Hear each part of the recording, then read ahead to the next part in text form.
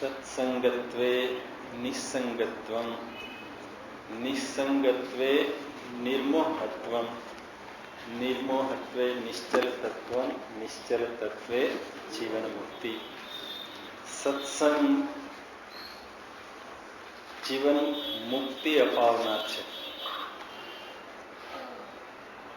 અહીંયા ભગવાન શંકરાચાર્યજી મહારાજે ઉન્નતિ કેવી રીતે કરવી અને અંતિમ ધ્યેયની સિદ્ધિ કેવી રીતે પ્રાપ્ત કરવી એનું માધ્યમ છે સત્સંગ. એ બતાવ્યું ઉત્તરોત્તર ક્રમમાં એક પછી એક. અને એવી જ કંઈક વિરુદ્ધ વાત ગીતાજીમાં કરેલી છે. ગીતાજીમાં એ પતનની સીડી બતાવી છે. અહીંયા ઉર્ધ્વ ગતિની સીડી ભગવાન બતાવે છે. ગીતાજીના ગદ્યાધ્યાયમાં 62 કે 63 શ્લોકોમાં છે, 63-64. ધ્યાયતો વિષયાન પુંસઃ સંગસ્તે સુપજાયતે, સંગાત સંજાયતે કામઃ, કામાત ક્રોધો વિજાયતે, ક્રોધાત ભવતિ सम्मोहः, सम्मोहात् સ્મૃતિ વિભ્રમઃ, સ્મૃતિ ભ્રંશાત બુદ્ધિનાશઃ, બુદ્ધિનાશાત પ્રણશ્યતિ. ત્યાં એ પતનની સીડી છે. અહીંયા ઉર્ધ્વ ગતિ, ઉર્ધ્વીકરણ છે. ભગવાન શંકરાચાર્યજી મહારાજ ઉપર લઈ જવા માંગે છે.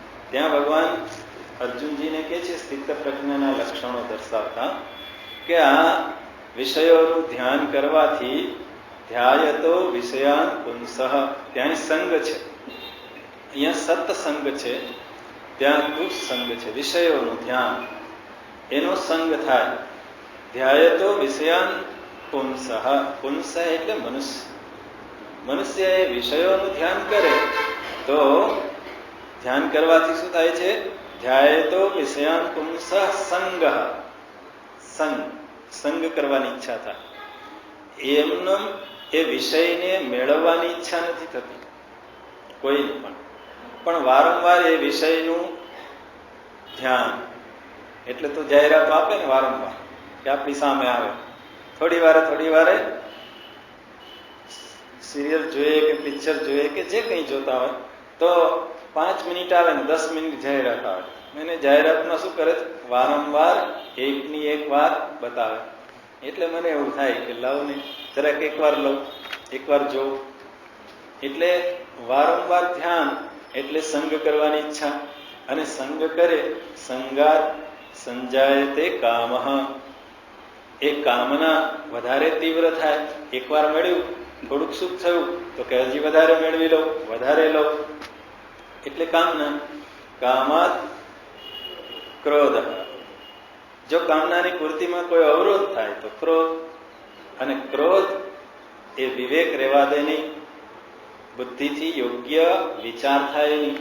એટલે ક્રોધાત ભવતિ सम्मोहः, બુદ્ધિ કેવી થઈ જાય? સંમોહિત થઈ જાય, મોહિત થઈ જાય. અને મોહિત થયેલી બુદ્ધિ યથા યોગ્ય વિચારે નહીં. सम्मोहात् સ્મૃતિ વિભ્રમઃ, સંમોહન થઈ જાય પછી જે કંઈ સારી વાતો હોય અંદર સ્મરણ થઈ ગયું હોય ને, સ્મૃતિમાં ચિત્તમાં જે સ્મરણ થઈ ગયું છે એ બધું કેવું થઈ જાય? વિસ્મરણ. સ્મૃતિ ભ્રંશાત બુદ્ધિનાશઃ, એ સ્મૃતિમાં રહેલી જે સારી વાતો એ સમયે યાદ રહે નહીં. અને બુદ્ધિ એ વિનાશ, એટલે માણસનો જીવતા જ નાશ થઈ જાય. બુદ્ધિનાશાત પ્રણશ્યતિ. તો એ ત્યાં પતનની સડી છે. અહીંયા કે છે સત્સંગત્વે નિસંગત્વમ, સત્સંગથી વૈરાગ્ય, નિસંગતા અસંગતા. અસંગતા એ જ વૈરાગ્ય છે. અને વૈરાગ્ય હોય તો નિર્મોહતા આવે. મોહ, વૈરાગ્ય અને મોહ બે સાથે ન રહે. એટલે નિસંગતા આવતાથી શું થાય છે? નિર્મોહત્વમ, એ મોહ રહિત પણ થઈ જાય. અને મોહ જતા નિર્મોહત્વે નિશ્ચલ તત્વમ, એ નિશ્ચલ તત્વ જેવું છે એવું એ દેખાય છે. અને નિશ્ચલ તત્વે જીવન મુક્તિ. એ જીવન મુક્તિ તો આપણે થોડો પ્રયાસ કર્યો જોવાનો, પણ ભગવાન શંકરાચાર્યજી મહારાજ આગળના શ્લોકમાં બતાવે છે કે આ જીવન મુક્ત થઈ જાય પછી શું થાય. જીવન મુક્તની સ્થિતિ કેવી હોય તો કે એને બતાવતા આગળના શ્લોકમાં કે છે, શું કે છે? વયસી ગતે કહ કામ વિકાર શુષ્કે નીરે કહ કાસાર ક્ષીણે વિદ્તે કહ પરિવારો નાતે તત્રે કહ સંસાર ભજ ગોવિંદમ ભજ ગોવિંદમ ગોવિંદમ ભજ મૂઢમતે. ભગવાન બતાવે છે કે જીવન મુક્ત થઈ જાય એટલે શું થાય. છેલ્લી પંક્તિમાં કહે છે, પણ એને જ દર્શાવવા માટે બીજા 3 દ્રષ્ટાંતો લીધા છે. પ્રથમ 3 જે છે એ દ્રાષ્ટાંતમાં ઘટાડવા માટે દ્રષ્ટાંતનો આધાર લઈ અને એ દર્શાવે છે. આપણે જોઈએ એમાં શું કહે છે? વયસી ગતે કહ કામ વિકાર.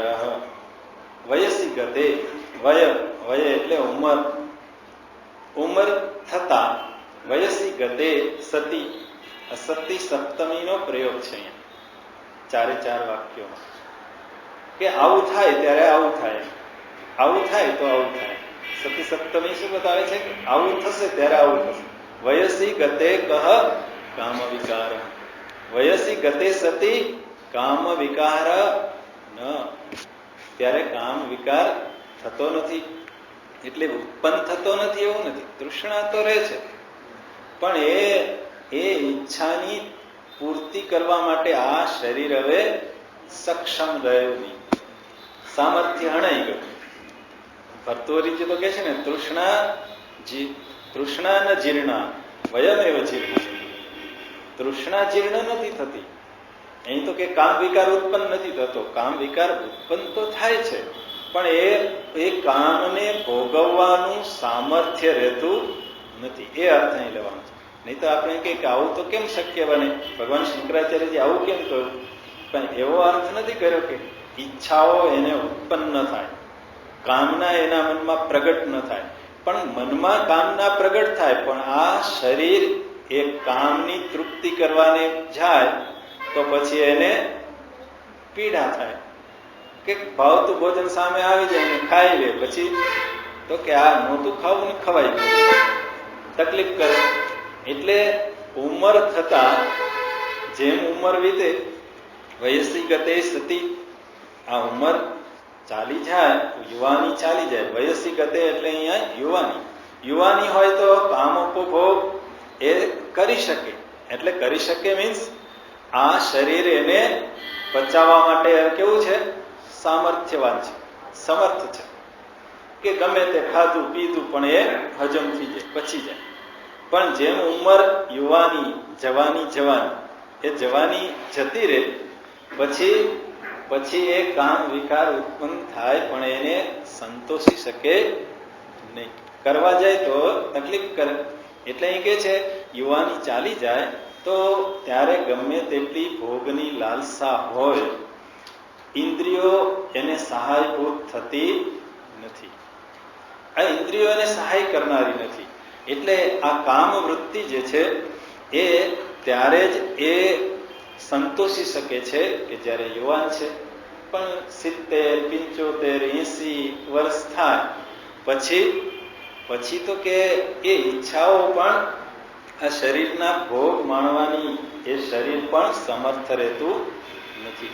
એટલે અહીંયા કહે છે વયસી ગતે કહ કામ વિકાર. ઉંમર ચાલી જતા એટલે કે યુવાની ચાલી જતા એ વિકાર, કામ વિકાર રહેતો નથી. બીજું દ્રષ્ટાંત આપે છે, પછી આપણે એને સમજીએ. બીજું દ્રષ્ટાંત એવું આપ્યું છે, શુષ્કે નીરે કહ કાસાર. શુષ્કે નીરે, શુષ્ક એટલે સુકાય, નીર એટલે પાણી. શુષ્કે નીરે કહ કાસાર, પાણી સુકાઈ જાય પછી સરોવર કેવું? સરોવર ક્યારે કહેવાય?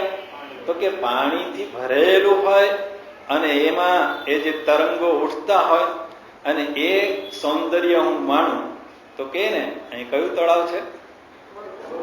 ગોળ તળાવ. તો એમાં પાણી ન હોય તો કે ખાડો કહેવાય, એ તળાવ ન કહેવાય. શુષ્કે નીરે કહ કાસારા, કાસારા એટલે સરોવર.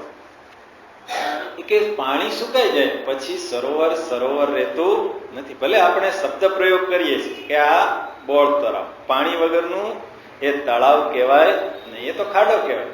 પાણી વગરનું જે છે એ તો ખાડો છે. પણ એટલે કે છે શુષ્કે નીરે, પાણી સુકાઈ જાય પછી એ સરોવર રહેતું નથી.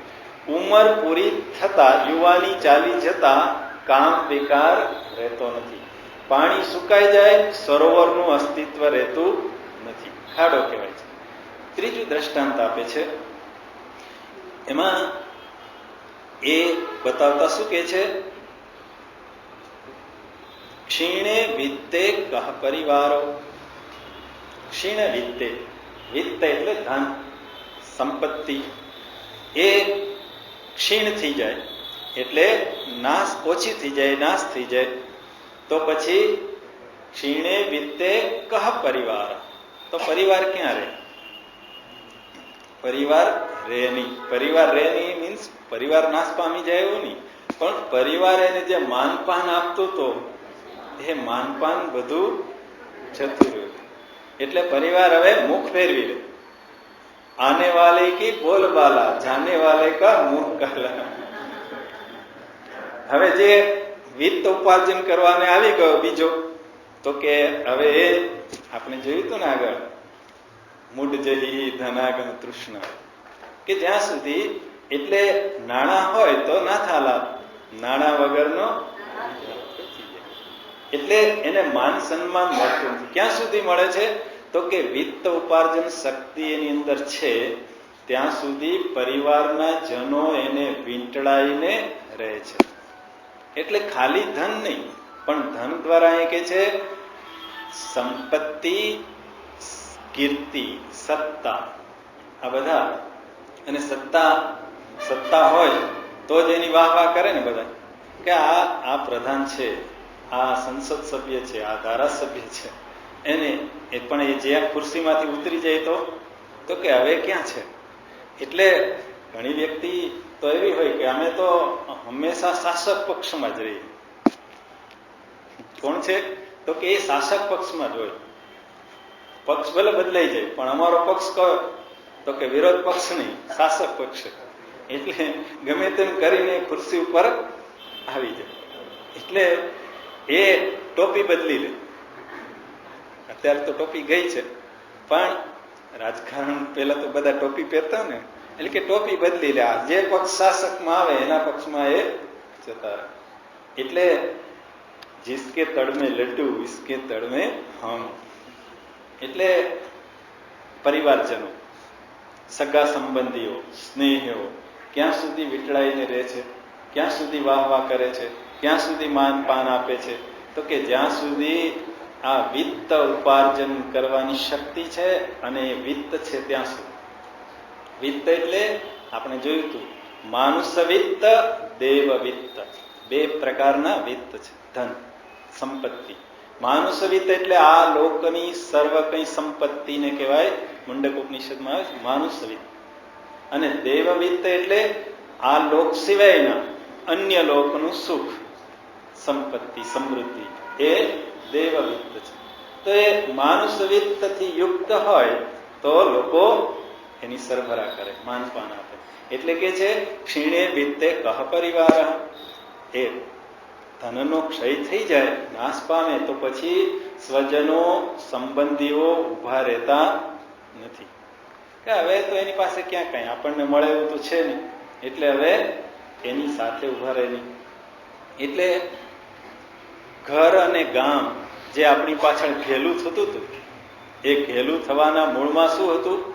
સંપત્તિ. પણ એ જેવું ખલાસ થાય એટલે ગામ કે ઘર એ ઘેલું થવાનું બંધ થઈ જાય. એટલે કહેવાનો અર્થ એવું છે કે આપણી અંદર કંઈક આપવાનું સામર્થ્ય હોય ત્યાં સુધી લોકો વીંટળાયેલા રહે છે. જેવું આપવાનું સામર્થ્ય ચાલ્યું જાય એટલે પછી કોઈ ભાવ પૂછતું નથી. એટલે આ 3 દ્રષ્ટાંતો આપ્યા. પેલું દ્રષ્ટાંત શું આપ્યું? વયસી ગતે કહ કામ વિકારઃ, શુષ્કે નીરે કહ કાસારઃ, ક્ષીણે વિત્તે કહ પરિવારો. અને એના દ્વારા આ 3 દ્રષ્ટાંત દ્વારા એવું બતાવે છે કે કારણ નાશે કાર્ય નાશઃ. કારણનો નાશ થાય તો કાર્યનો પણ નાશ થઈ જાય. ભગવાનને શંકરાચાર્યજી મહારાજને દર્શાવવું આ છે. દ્રષ્ટાંતો આધાર લીધો છે કે કારણનો નાશ થાય તો કાર્યનો પણ નાશ થઈ જાય. કારણ શું છે?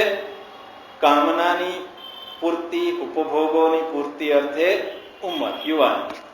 વયસી ગતે, એ કારણ જે છે એ ચાલ્યું જાય. કારણ ચાલ્યું જાય તો કામ પણ રહે નહીં. સરોવરનું કારણ શું છે? જળ. જળ કારણ છે, સરોવર કાર્ય છે. કારણ કે જળ વગરનું સરોવર કહેવાય નહીં. તો એ કારણનો નાશ થઈ જાય, જળનો નાશ થઈ જાય તો સરોવર પણ રહે નહીં. અને પરિવારના જનો વેઠળાઈ રહે છે, એ કાર્યરૂપ છે. અને એનું કારણ શું છે? વિત્ત. એ ક્ષય થઈ જાય એનો, એટલે એ લોકો પણ એ જતા રહે. એટલે અહીંયા કારણ નાશે કાર્ય નાશ. એટલે જુવાનીનું જોર હતું ત્યાં સુધી તો ભોગો ભોગવ્યા, પણ જુવાનીનું જોર ગયું એટલે હવે ભોગ માણી શકતો નથી. ઈચ્છા છે છતાંય માણી શકતો નથી, કારણ સામર્થ્ય ચાલ્યું ગયું. એટલે એ ઉંમર જે હતી એનો નાશ થતા કાર્ય પણ રહે નહીં. એવી રીતે જળ સુકાઈ જાય તો સરોવર રહે નહીં, ખાડો રહે. એટલે અહીંયા જે 3 દ્રષ્ટાંતો આપ્યા છે એ શું કે છે? કારણ નાશે કાર્ય નાશઃ. અને ચોથા દ્રષ્ટાંતમાં કે છે જ્ઞાતે તત્વે કહ સંસારઃ. જ્ઞાતે તત્વે સતી કહ સંસારઃ. કે જ્ઞાતે તત્વે, તત્વને જાણી લે તો સંસાર રહેતો નથી. જીવન મુક્ત, જે આગળ બતાવ્યું, નિશ્ચલ તત્વે જીવન મુક્તિ. જીવન મુક્ત પુરુષ થઈ જાય, જીવન મુક્તિ મળે એટલે શું થાય? તો કે કહ સંસાર. જ્ઞાતે તત્વે કહ સંસાર. ભગવાનને એ બતાવવું છે. જીવન મુક્ત પુરુષને માટે હવે સંસાર રહેતો નથી. કેમ સંસાર રહેતો નથી? કારણનો નાશ થઈ ગયો, એટલે કાર્યરૂપ સંસાર પણ રહે નહીં. કારણ શું છે? અજ્ઞાન છે. અજ્ઞાનને કારણે સંસાર છે, પણ એ અજ્ઞાન ગયું. જ્ઞાતે તત્વે, તત્વને જાણી લેતા હવે સંસાર રહેતો નથી. આ ભાષાંતરની દ્રષ્ટિએ આપણે જોયું. એટલે અધિષ્ઠાન જે છે, સર્વ પાછળનું અધિષ્ઠાન, એને જાણી લે તો સંસાર રહે નહીં. એટલે સંસાર રહે નહીં એટલે જગત રહે નહીં એવું નહીં. આપણે કે સંસાર હવે એને ન રહ્યો. જ્ઞાની પુરુષને માટે હવે સંસાર રહેતો નથી. એને અધિષ્ઠાનને જાણી લીધું, તત્વને જાણી લીધું, માટે સંસાર રહેતો નથી. સંસાર એટલે જગત નહીં, પણ જગતથી જુદો સંસાર છે નહીં. સંસાર, જગત એ સંસાર નથી અને સંસાર જગતથી જુદો પણ નથી. એમાં તો કઈ ખબર ન પડે તો આપણે સમજીએ કે જગત એ સંસાર નથી અને સંસાર એ જગતથી જુદો પણ નથી. 15મા અધ્યાયમાં ભગવાન બતાવે છે ઉર્ધ્વ મૂલ અધઃ શાકમ અશ્વત્થમ રાહુલ અવ્યય. એમાં એ સંસાર વૃક્ષનું વર્ણન છે. સંસાર વૃક્ષ પણ આપણે એમાં નહીં જઈએ. પણ આ સંસાર ક્યાંથી ઉભો થાય છે એને આપણે સમજીએ કે મારા હાથમાં શું છે? તો કે એક પદાર્થ છે. મારા હાથમાં એક આ પદાર્થ છે, પણ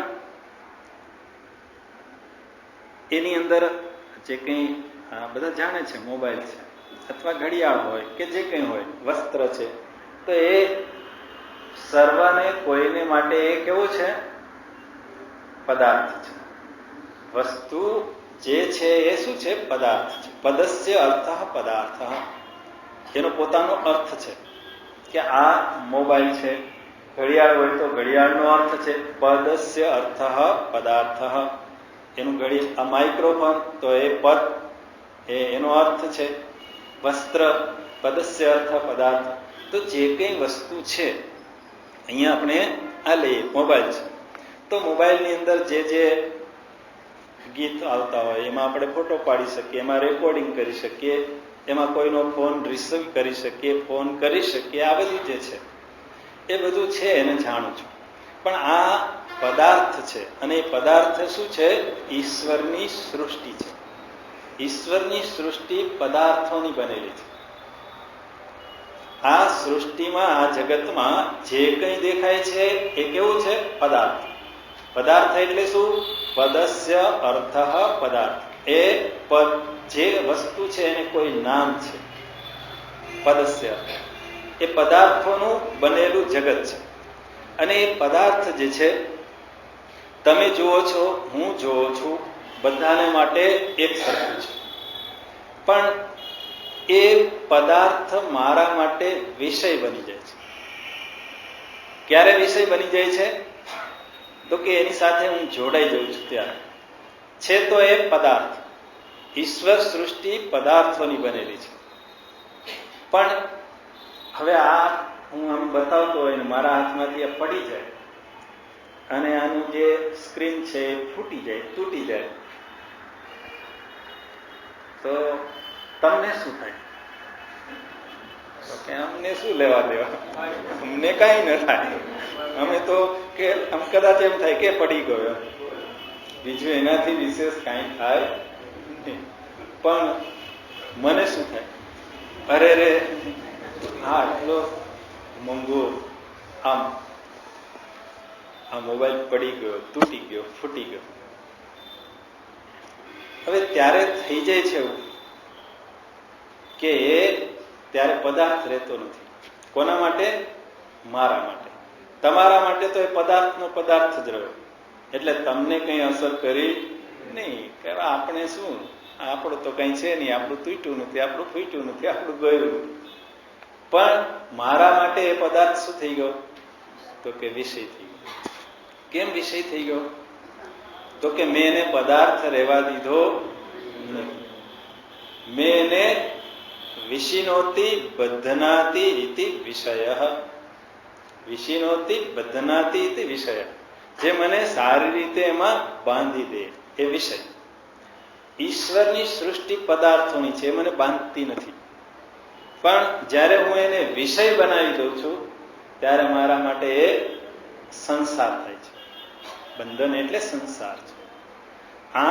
આ મને કોઈ રીતે બાંધતો નથી, પણ મારા માટે બંધનનું કારણ, સંસારનું કારણ થઈ જાય. કેમ? તો કે ઈશ્વરની સૃષ્ટિને, પદાર્થોની સૃષ્ટિ રહેવા નથી દેતો, પણ હું એને શું કરી દઉં છું? વિષય બનાવી દઉં છું. એટલે જ્યારે એને હું વિષય બનાવું છું ત્યારે એ પદાર્થ વિષય બની જતા મને બાંધે છે. હજી આમાં નથી સમજાતું સ્વામી, આપણે હજી વધારે થોડુંક સરળ કરીએ. તો કે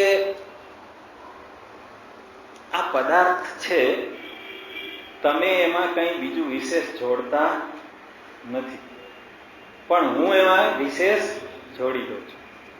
આ છે પદાર્થ છે, સર્વને માટે પદાર્થ છે, અને એ પડી જાય તો તમને કંઈ અસર નથી કરતું. કેમ? તો કે એમાં તમે જેવું છે એવું જોવો છો. પણ જ્યારે હું એને જોઉં છું, હાથમાંથી પડી જાય છે, ત્યારે એને હું એ પદાર્થ રૂપે જોતો નથી, પણ કંઈક એમાં ભેળવીને જોઉં છું. શું ભેળવી જોઉં છું? કે આ પદાર્થ છે, પણ આ મારો પદાર્થ છે. હું શું ભેળવી દઉં છું? મારું છે. પદાર્થ છે એવું નથી રહેવા દેતો, પણ આ મારું છે, આ મારું છે. અને મારું છે એને શું કરી દે છે? વિષય બનાવી દે છે. જેવું છે એવું રહેવા નથી દેતું. મારું નથી, તમે બધા કેવું પદાર્થ જ રહેવા દો, મારું જોડતા નથી. જો હું તમને આપી દઉં પડી જાય તો તમને અસર થઈ જાય, હવે મારો તો છે ને, હવે એનો છે. કેમ? તો કે હવે અહીંથી મારું નીકળી ગયું, ત્યાં મારું આવી ગયું. આપણા ખિસ્સામાં 100 રૂપિયા હોય ત્યાં સુધી એ મને બાંધે પદાર્થ, કારણ કે મારા છે. પણ તમે કોકને આપી દો, પછી એ ફાટી જાય કે તૂટી જાય તો શું? કઈ નહીં, કારણ કે મારા તો રહ્યા નહીં. એ મારું છે ને, એ મારું જ બંધન કરે છે. આ જ વિષય છે, આ જ એ જ સંસાર ઉભો કરે છે.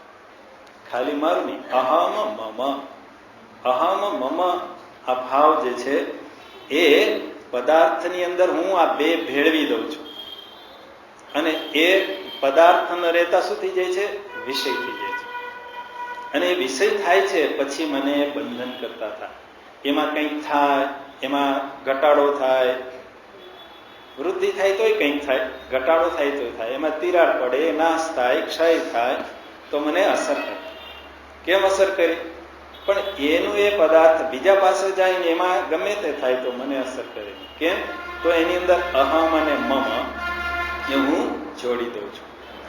તો આ જોડાય, હું ને મારું એની અંદર જોડાય છે પદાર્થમાં, ત્યારે એ શું થઈ જાય છે?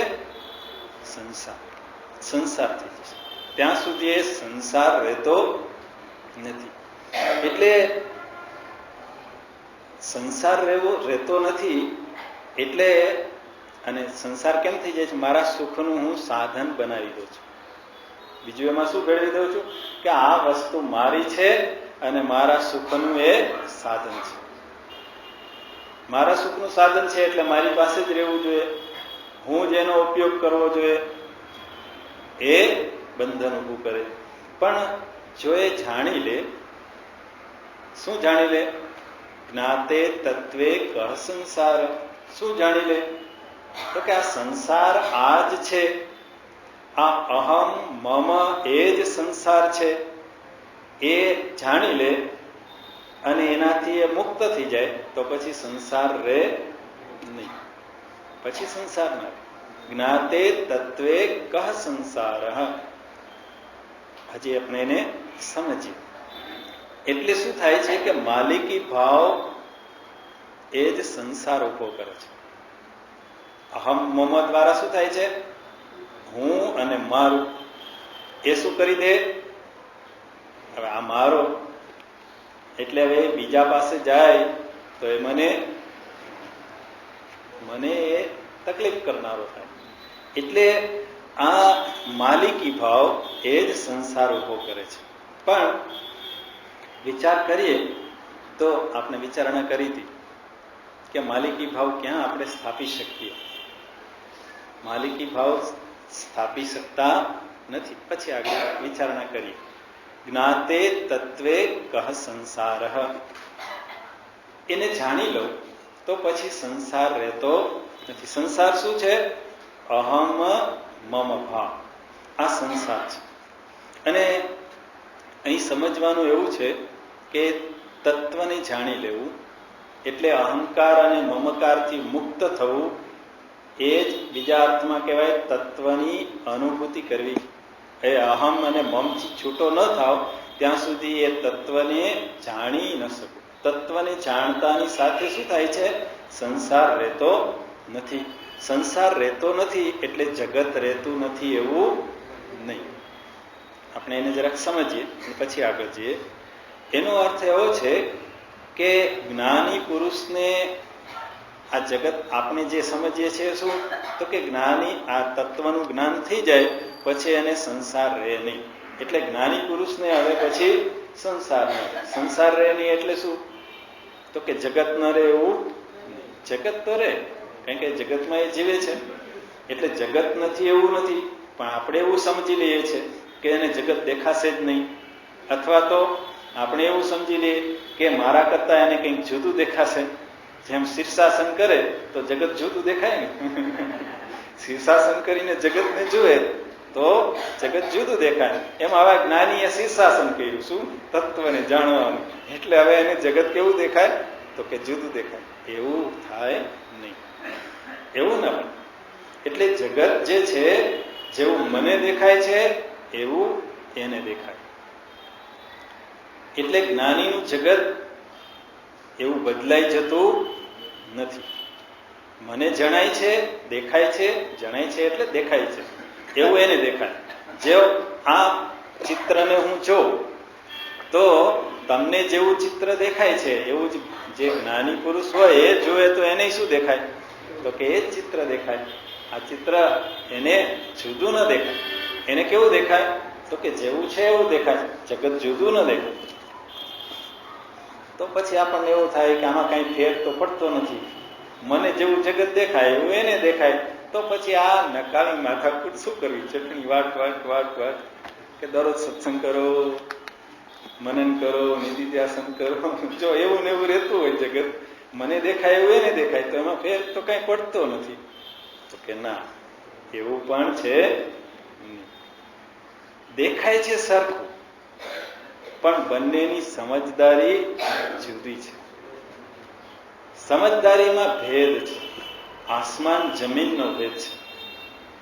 એટલે નકામી મહેનત નથી, સાર્થક છે. એટલે સમજવાનું શું છે? તો કે જ્ઞાનીને માટે સંસાર રહેતો નથી. આપણે જગતને જગત રૂપે જોતા નથી, આપણે એને સંસાર તરીકે જોઈએ છે. જ્ઞાની એને પદાર્થ રૂપે જોઈએ છે, ઈશ્વર સૃષ્ટિ રૂપે જોઈએ છે. એટલે એના માટે જગત રહેતું નથી અને મારા માટે એ રહે છે, સંસાર ઉભો રહે છે. એટલે સંસાર એટલે બીજી એક ખોટી માન્યતા છે. સંસાર એટલે ઘર, સંસાર એટલે ગૃહસ્થાશ્રમ. કે ને અમે તો સંસારી રે, ને અમે જઈએ તો કે અમે તો સંસારી રે. ગૃહસ્થાશ્રમ એ સંસાર નથી. ઘરમાં રહેવું એ સંસાર નથી. જ્ઞાની ઘરમાં જ રહે ને, ભલે ને નામ ઘર ન કે પણ આશ્રમ કે, તો આશ્રમ એ ઘર જ છે. કે કઈ જુદું તો છે નહીં. 4 દિવાલો એમાંય છે ને ઓલા ઘરમાં 4 દિવાલો છે. ખાલી નામ બદલાઈ ગયું કે આને ઘર કે ઓને આશ્રમ કે. એટલે ઘર એ સંસાર નથી, ગૃહસ્થાશ્રમ એ પણ સંસાર નથી, કારણ કે એક આશ્રમ છે. એટલે અમે સંસારી એવું નથી. સંસારી સમજણના અભાવમાં સંસાર છે, જ્ઞાનના અભાવમાં સંસાર છે. પછી એ આશ્રમમાં રહેતો હોય કે ઘરમાં રહેતો હોય, કે કોઈ પણ આશ્રમ એટલે જીવન આશ્રમ, એ બ્રહ્મચર્ય આશ્રમમાં રહેતો હોય કે ગૃહસ્થાશ્રમમાં રહેતો હોય કે વાનપ્રસ્થ હોય કે સંન્યાસી હોય, પણ જ્ઞાતે તત્વે ન હોય તો એ સંસારી છે. એ સંસારી છે. તત્વને જાણ્યું નથી તો એ સંસાર યુક્ત જ છે. પછી એ ગમે તે સ્થાનમાં રહેતો હોય, ગમે આશ્રમમાં જીવતો હોય, પણ જ્ઞાતે તત્વે કહ સંસાર, એ તત્વને જાણી લે જ્યાં છે ત્યાં, પછી એના માટે સંસાર રહે નહીં. એટલે આ જીવ સૃષ્ટિ એ જ સંસાર છે. ઈશ્વર સૃષ્ટિ એ સંસારથી મુક્તિ છે. એટલે આપણે જીવ સૃષ્ટિ કેવી રીતે બનાવી દઈએ છીએ? જેમ આપણે જોયું કે આ વસ્તુને વસ્તુ રૂપે જોતા નથી, પણ આપણે એને રંગી દઈએ છીએ, રંગીને જોઈએ છે. જરાક જુદી રીતે પાછું સમજીએ કે વસ્તુ જેવી છે એવી આપણે એને જોતા નથી. ઈશ્વરની સૃષ્ટિ સુંદર છે.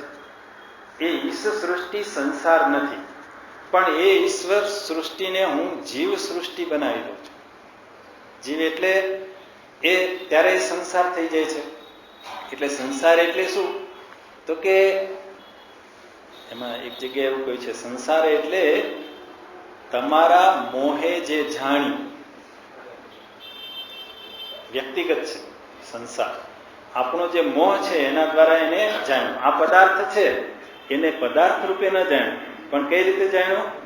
મોહથી. એટલે જેવો છે એવો ન જાણ્યો, મોહથી જાણ્યું. અને અજ્ઞાનથી એમાં કંઈક જુદું પ્રગટ થાય છે. અજ્ઞાનથી ઉપજ્યું, મોહથી જાણ્યું, અજ્ઞાનથી ઉપજ્યું, અને તમારી મૂર્છામાંથી જે પ્રગટ થયું બેભાનપણે, અને એ છે સંસાર. એ છે સંસાર. એટલે સંસાર એટલે સંસાર મટવાથી વૃક્ષ મટી જાય નહીં. સંસાર મટવાથી પર્વત, પહાડ, પથ્થર, ચંદ્ર, તારા, સૂર્ય, વ્યક્તિઓ એ મટી જાય કે બદલાઈ જાય નહીં. એ તો જેવા છે એવા જ દેખાય, કે વધારે શુદ્ધ રીતે દેખાય. એ શુદ્ધાત્મા રૂપે પરમાત્મા રૂપે જે દેખાય એ મટી ન જાય. એટલે જગત જે છે એ ઈશ્વરની સૃષ્ટિ છે, પણ આપણે શું કરી દઈએ છીએ? એને જીવ સૃષ્ટિ બનાવી દઈએ છીએ. એટલે પ્રત્યેક વ્યક્તિ જે છે એનો સંસાર છે. પ્રત્યેક વ્યક્તિનો સંસાર છે. પ્રત્યેક વ્યક્તિ એને કેમ સંસાર બનાવી દે છે?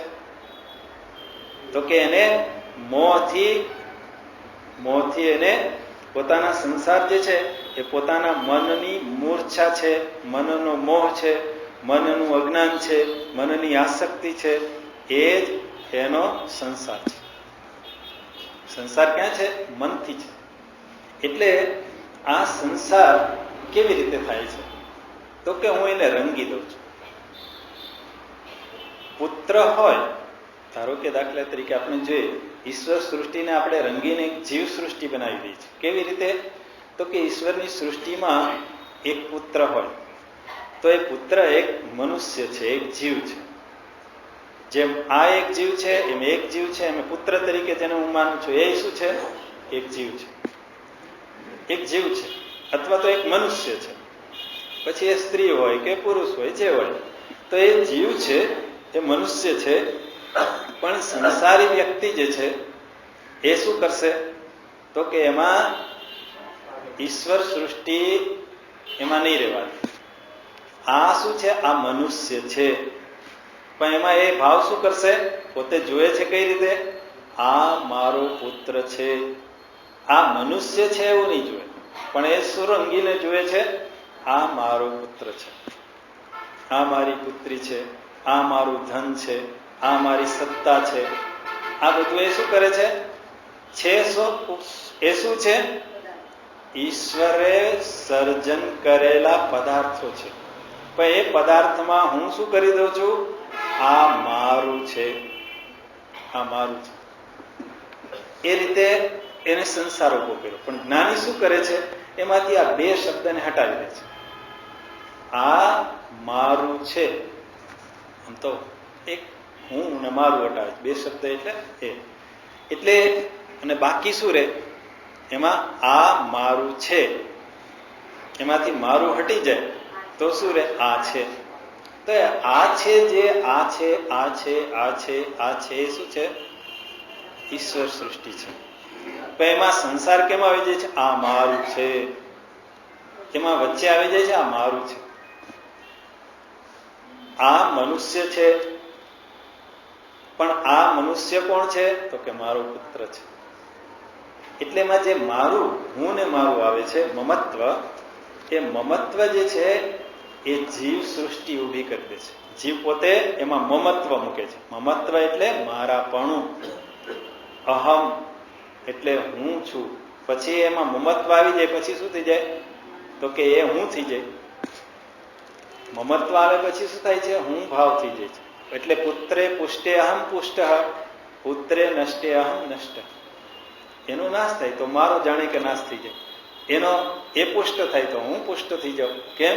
તો કે એમાં મમત્વ આવ્યું. મમત્વ આવ્યું એટલે પછી હું પણ આવી. એટલે અહમ અને મમ, આ અહંકાર અને મમકાર એ જ સંસાર છે. અને એ જ ઈશ્વર સૃષ્ટિ, એમાં હું રંગીને જોઉં છું. આ અહંકાર અને મમકાર છે. એટલે જ્ઞાન શું કરે છે? તો કે આ અહંકાર અને મમકારને હટાવી દે છે. હટાવી. જ્ઞાતે તત્વે કહ સંસાર. એટલે એ પદાર્થને પદાર્થ રીતે જ જોશે, ગ્રહણ કરશે. તો આપણને એવું થાય કે આ જ્ઞાન એને હટાવી દે તો એનાથી ફાયદો શું? હકીકતમાં તો ફાયદો તો શું થાય છે આટલું હટાવી દેવાથી? તો કે જ્યાં સુધી આ મમત્વ છે ને, સંબંધોમાં સત્યતા છે, ત્યાં સુધી જીવનું મન એ અનેક અપેક્ષાઓ રાખશે. અપેક્ષાઓ કેમ આવી જાય છે? અપેક્ષા એ દુઃખનું મૂળ છે. અપેક્ષા ક્યાં આવે છે? મમ ભાવ વગર અપેક્ષા આવી શકે નહીં. સંબંધોને સત્યતા આપ્યા વગર અપેક્ષા આવે. એટલે સંબંધ હું સાચો એટલે એને પછી એનો તિરસ્કાર નથી કરવાનો. આપણે જોયું છે સંબંધને સંબંધની યથાર્થતા જોવાની છે કે વ્યવહાર પૂરતો એ ઉપયોગી છે, એથી વિશેષ કોઈ એની મહત્તા નથી. પણ એને જ સત્ય માની દે તો એમાં અપેક્ષા ઊભી થાય, અથવા તો કોઈ પણ વસ્તુમાં મમત્વ આવી જાય, મારાપણું, ત્યારે એમાં અપેક્ષા આવે કે હવે આમ થવું જોઈએ, તેમ થવું જોઈએ, આવું કરવું જોઈએ, તેવું કરવું જોઈએ, અને એ ન થાય તો હું વિક્ષિપ્ત થઈ જાઉં, સંઘર્ષ અનુભવ. પછી એ વ્યક્તિ હોય, વસ્તુ હોય, પદાર્થો હોય, પરિસ્થિતિ હોય, જ્યાં એ મમત્વ આવે ત્યાં અપેક્ષા આવે. આ મારું છે, મારું ન હોય તો, મારું ન હોય તો કોઈ અપેક્ષા થાય. પણ જ્યાં મારું આવી જાય ત્યાં અપેક્ષા ઊભી થાય. મારું છે એટલે મારા પુત્રએ શું કરવું જોઈએ, તો કે યોગ્ય વ્યવહાર કરવો જોઈએ, એને આમ કરવું જોઈએ, એને તેમ કરવું જોઈએ, આવું થાય તો સારું. એ બધી અપેક્ષાઓના મૂળમાં એ મમત્વ છે, મારા પણ. તો પછી સ્વામીજી આવું નહીં કરવાનું, અમને સંતાનો મળ્યા છે ને, તો પછી એને શિક્ષણ મળે જ નહીં ને. તો કે એને આપણું કર્તવ્ય તો બજાવવાનું છે, પણ કર્તવ્ય બજાવતી વખતે સમજદારી હોય. આ મનથી જ સંસાર ઉભો થાય છે, તો મનથી હું અલિપ્ત કરું અને છતાં એમાં પરિવર્તન ન આવે. અપેક્ષા હોય પણ અપેક્ષા પ્રમાણે જયારે ન થાય ને ત્યારે હું હલબલી જઉં છું, હચમચી જઉં છું. એ મને સમસ્યા કરનાર છે. પણ એ જ્ઞાન એ શું કરે છે, મારું કર્તવ્ય તો યથાવત બજાવો અને છતાં એમાં પરિવર્તન ના આવે તો એ અપેક્ષાઓનું. એટલે જ્ઞાની જ્ઞાનયુક્ત થાય પછી એ જ્ઞાનની ક્રિયા નથી કરતા, એવું નથી કરતા, નહીતર તો એની ન થાય ને ક્રિયા. તો કે હવે અપેક્ષાઓ શું, પણ એ છતાંય, અને પણ એ એવી અપેક્ષા નથી કે હવે આ સાંભળીને એને તરત જ બદલી જવું જોઈએ, એને જીવનમાં પરિવર્તન આવી જવું જોઈએ. અને એવું આપણે સમજવાનું છે કે આપણા સંતાનો એટલે ઘણી વાર પછી અનર્થ સર્જાઈ જતા હોય છે ઘરમાં. એટલે એવું ન બને એટલા માટે સમજદારીપૂર્વક આપણે જીવન જીવીએ. એટલે અપેક્ષા જે છે એ અપેક્ષા એ મને દુઃખ ઉત્પન્ન કરનારી છે, એ બંધન કરનારી છે, એ સંસાર છે. એટલે કોઈ મારું માન ન જાળવે ઘરમાં તો મને તરત જ તકલીફ થઈ જાય. કેમ? તો કે એની પાસેથી મેં અપેક્ષા રાખી હતી. શેની? તો કે એને મારું માન જાળવવું જોઈએ. એટલે ન જાળવે એવું પણ નહીં, પણ જાળવે એટલે વિશેષ કરીને જ્યાં નજીકનો સંબંધ હોય ને ત્યાં આવું થતું હોય. પુત્ર છે અથવા પતિ પત્નીમાં, માતા પિતા પુત્ર વચ્ચે આ બધો સંઘર્ષ થતો હોય છે. પણ ત્યારે વિચાર કરીએ, આગળ વિચારણા કરી હતી, કાતે કાંતા કસ્તે પુત્ર, કોણ તારી પત્ની, કોણ તારો પુત્ર, વિચાર કર. આપણે વિચારણા કરી હતી કે આ શરીરના કેટલા બધા માલિક, આ શરીરના માલિક કેટલા બધા, અગણિત અગણિત. આપણે તો ગણાવીએ, પુત્ર ને પત્ની ને માતા ને પિતા ને ભાઈ ને બેન, ઓફિસમાં જાઓ તો કર્મચારીઓ, બોસ, આ બધા પંચમહાભૂતો કે આ તો મારું છે.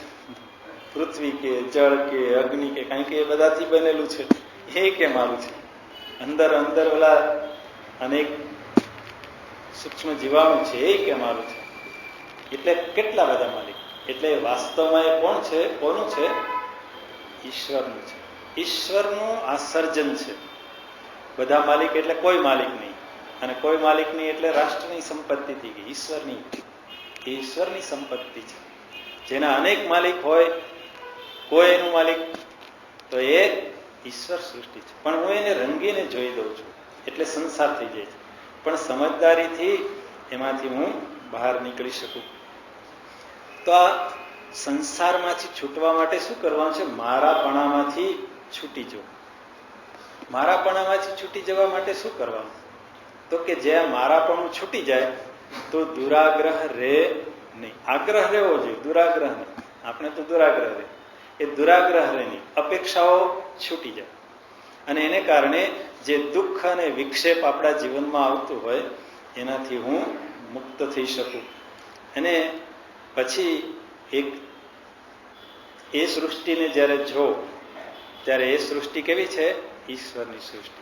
પણ એ ઈશ્વરની સૃષ્ટિને હું જીવ સૃષ્ટિ જેવી બનાવી દઉં છું. પરિણામે પરાધીનતા આવી જાય છે, લાચારી આવી જાય છે, અને એમાંથી મુક્ત થવું જોઈએ. એટલે અહીં કે છે જ્ઞાતે તત્વે કહ સંસાર.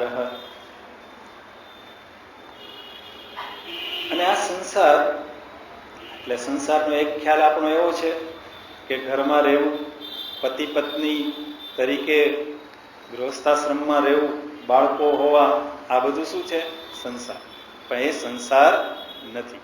પતિ પત્ની તરીકે રહીએ, ઘરમાં રહીએ, બાળકો સાથે રહીએ તો એ સંસાર થઈ જતો નથી.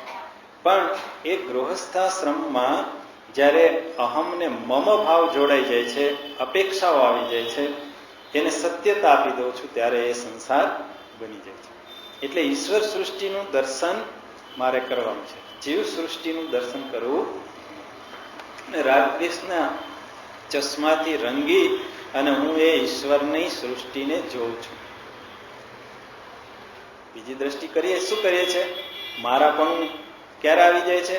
તો કે રાગથી રંગી દઉં છું. કોઈ પણ પદાર્થ જે છે એને રંગીને જોઉં છું. રંગીને જોઉં છું એટલે જેવો છે એવો જોતો નથી. રાગ એટલે ગમો. સાદા સાદા શબ્દોમાં કહીએ તો રાગ એટલે ગમો, અને દ્વેષ એટલે અણગમ. અને જગતને જ્યારે હું જોઉં છું ત્યારે આ રીતે જ જોઉં છું, જેવું છે એવું જોતો નથી. કોઈ આવે તો ગમતી આવી તો કે મજા આવી, ન ગમતું આવ્યું એટલે એ તો એ જ છે. પણ આ મોબાઈલ છે, પણ હું એને રંગીને જોઉં કે આ તો સારો છે, ગમે છે, તો રાગ થયો. અને કોઈ વળી એને કંઈક આનાથી થયું હોય તો કે એને આ તો દુઃખદાયક છે, આ સમસ્યા ઊભી કરે છે. અને એ સમસ્યા ઊભી કરનારો થયો હોય તો એના માટે એ પદાર્થ કેવો થઈ ગયો? દ્વેષી, કે એની નજીક ન જાય. એટલે વિષય એ બની જાય છે. ક્યારે? તો કે હું એને રંગીને જોઈ દઉં છું, કાં રાગથી અને કાં દ્વેષથી, અને પછી એ બંધન ઊભું કરે છે. પણ ભગવાન શંકરાચાર્યજી મહારાજ કહે છે કે જ્ઞાન થવાથી આ સંસાર નષ્ટ થઈ જાય છે, જગત નષ્ટ થતું નથી. અહીં સમજવામાં આપણે એ પ્રયાસ કરી રહ્યા છે. જ્ઞાતે તત્વે કહ સંસાર. તત્વને જાણી લે તો પછી સંસાર રહેતો નથી. જીવન મુક્ત થયા પછી સંસાર રહેતો નથી. એટલે એને કોઈ લાચાર બનાવનાર રહેતું નથી. આપણે તો લાચાર થઈ જઈએ ને. ક્યાં? તો કે પતિ પત્ની પાસે લાચાર થઈ જાય, અને પત્ની પતિ પાસે, પુત્ર પિતા પાસે, પિતા પુત્ર પાસે લાચાર થઈ જાય ને. ક્યાં લાચારી? હવે આમાં આવ્યા છે, જોડાણા છીએ એટલે પડ્યું પાનું નિભાવ્યું, એ લાચારી છે. પ્રસન્નતાપૂર્વક નથી સ્વીકાર. એટલે સંસારમાંથી જે મુક્ત થાય એ લાચારીમાંથી મુક્ત થાય છે, પરાધીનતામાંથી મુક્ત થાય છે. એને રડાવનાર કોઈ રહેતું નથી, એને દુઃખી કરનાર કોઈ રહેતું નથી. જીવન સંસાર રહેતો નથી એટલે શું? તો કે મને તો વારંવાર કોઈક દુઃખી કરાવી જાય, કોઈક સુખી કરી જાય, કોઈ દુઃખી કરી જાય, પણ એના માટે કોઈ એની સ્થિતિમાંથી કોઈ એને વિચલિત કરવાને સમર્થ રહેતું નથી. એ છે જીવન મુક્તિ, એ છે સંસારમાંથી મુક્તિ. એટલે જગતમાંથી મુક્તિ નહીં, સંસાર એના માટે રહેતો નથી. એનું વિહરણ કેવું છે? વિહાર સ્વચ્છંદ વિહાર છે જ્ઞાની પુરુષનું. એટલે એનું વિહરણ પોતાના સ્વરૂપમાં છે, સચ્ચિત આનંદ સ્વરૂપ. એટલે એને કોઈ રડાવી શકતું નથી, કોઈ એને હચમચાવી શકતું નથી, કોઈ એને વિક્ષિપ્ત કરી શકતું નથી. કેમ? તો કે પોતાના સ્વરૂપમાં એ સ્થિત છે. જ્ઞાતે તત્વે, તત્વને જાણી લીધું. તત્વ શું છે? સચ્ચિત આનંદ. એ પોતાનું સ્વરૂપ છે, એને જાણી લીધું છે. એ પોતાના સ્વરૂપને જાણ્યું છે, અને એ જ એના વ્યવહારમાં અભિવ્યક્ત થાય છે. વિહરણ, વિહારમાં કઈ રીતે થાય છે? તો કે એને સત્તા, સત એટલે સત્તા, હોવું, અસ્તિત્વ. સત એટલે અસ્તિત્વ છે, હોવા પણ. સતનો અર્થ છે હોવાપણ. એ હોવાપણું જ હંમેશા રહે છે અને એ અસ્તિત્વને જાળવી રાખે છે. કોના અસ્તિત્વને? પોતાના જ નહીં, સર્વ કોઈ. એના જ્યારે એક જ્ઞાની પુરુષનો વિહાર થાય છે ત્યારે એ સર્વના અસ્તિત્વને જોખમમાં મૂકતો નથી, અસ્તિત્વને જાળવે છે. એટલે સત્તાને હંમેશા એ આદર આપે છે, માન આપે છે. સત એનું વિહરણ શેમાં છે? સતમાં છે. સત ચિત આનંદ, આપણે એ 3 શબ્દને જોઈએ. એને જાણેલું છે જ્ઞાતે તત્વે, એ તત્વને જાણી લીધું છે અને એ સતમાં એનું વિહરણ છે. એટલે સત જ્યાં જ્યાં હોવાપણું છે, અસ્તિત્વ, એને માન આપે, આદર આપે છે. અને એવી રીતે કેવી રીતે એવું સંભવ બને? તો કે એના જીવનમાં અહિંસા છે. અસ્તિત્વ બીજાનું ભૂસી નાખવું એટલે શું થઈ ગયું? હિંસા. અને મોટા ભાગે શું થાય છે? મમત્વ આવે, સંસાર આવે ત્યારે એ આગળ ન જવું જોઈએ, એ હું પાછળ ન રહી જવું જોઈએ, એટલે ખેંચા ખેંચી, ઈર્ષા અને આ બધું દોડ શરૂ થાય છે. પણ એ જાણે છે કે અસ્તિત્વ તો બધામાં સમાન છે અને બધાનું અસ્તિત્વ બની રહેવું જોઈએ અને એ અસ્તિત્વનો એ આદર કરે છે. માટે એ કેવો છે? અહિંસક છે. વ્યવહારમાં કેવો છે? અહિંસક. અહિંસક. બીજું જોઈએ, એ જ્ઞાની છે, સંન્યાસી અહિંસક છે, સાથે એનું વિહરણ ચિત્ત સ્વરૂપમાં છે. એટલે એના સંપર્કમાં આવનાર જે છે એનું એ અસ્તિત્વ જાળવી રાખે છે, એનું માન આદર જાળવી રાખે છે. અને જ્યારે એના સમાગમમાં આવે ત્યારે પોતાનું સ્વરૂપ અભિવ્યક્ત થાય છે. એટલે એક સત રૂપે, બીજું ચિત્ત રૂપે. ચિત્ત રૂપે શું કરે છે? ચિત્ત કિમ, તત્વબોધમાં જોયું હતું. ચિત્ત કિમ જ્ઞાન સ્વરૂપ, પ્રકાશ સ્વરૂપ. ચિત્તનો અર્થ છે જ્ઞાન સ્વરૂપ, પ્રકાશ સ્વરૂપ. એટલે જે આવે છે એનું અસ્તિત્વ જાળવે છે અને પોતે પ્રકાશને ફેલાવે છે. જ્ઞાન સ્વરૂપ, એના જ્ઞાન સ્વરૂપને ઉદ્ઘાટિત કરે છે. પોતાનું જ્ઞાન સ્વરૂપ છે એના દ્વારા એ વ્યવહાર સમયે શું કરે? જીવન મુક્ત પુરુષની પાસે આપણે જઈએ તો એ વાતો શું કરવાની? તો કે જ્ઞાનની જ વાતો કરશે. ચિત્ત સ્વરૂપ એને વિહાર સમયે એનું કયું પ્રગટ સ્વરૂપ થાય છે? ચિત્ત સ્વરૂપ પ્રગટ થાય. એ જ્ઞાન રૂપે, એ જ્ઞાન દીવડો એ પ્રગટાવે છે. દરેકની અંદર એ અંતરમાં સમજણનો વિકાસ કરે છે, સમજદારી આપે છે. એટલે વિહાર સમયે એનું ચિત્ત સ્વરૂપ પ્રગટ થાય છે. જ્ઞાની એ જુદી રીતે જરાક જોઈએ છે. અને આનંદ સ્વરૂપ, એ આનંદ સ્વરૂપ જે છે એ ત્રીજું પોતાના સ્વરૂપનું લક્ષણ છે, તત્વ આનંદ સ્વરૂપ. અને એ આનંદ સ્વરૂપ એના પોતાના વ્યવહારથી આનંદની અભિવ્યક્તિ છે, પ્રસન્નતાની અભિવ્યક્તિ. અને જ્ઞાની પુરુષને તમે ક્યારેય મૂર્જાયેલો, રડતો, આમ દિવેલ કૂધેલા મોઢા જેવો જોયો નહીં. કેમ? તો કે એની મસ્તીમાં છે આનંદ, એની આનંદની અભિવ્યક્તિ થાય. અને એને આનંદિત જોઈને હું આનંદમાં આવી છું. આનંદ આવે ને, પણ ઓલો મોઢું સોગ્યું હોય તો એને જોઈને આપણને આમ ઉત્સાહ બધો ઓસરી જાય કે હસવાની જરાક હસવામાં શું વાંધો છે? પ્રસન્ન રહે. આનંદની અભિવ્યક્તિ છે એ જ્ઞાની પુરુષની. એટલે સત ચિત્ત આનંદ સ્વરૂપ એના વિહરણમાં અભિવ્યક્ત થાય છે. બીજાનું અસ્તિત્વ જાળવી રાખે છે, બીજાની અંદર સમજદારીનો એક કેળવે છે, જ્ઞાન પ્રકાશ, અને સર્વત્ર એ આનંદની વહેંચણી કરે છે જ્યાં જાય છે.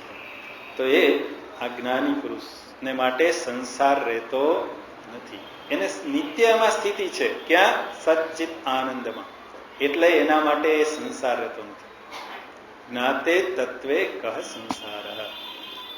આ થોડી વાતો જોઈ છે, વિશેષ વાતોને આપણે કાલે જોઈશું.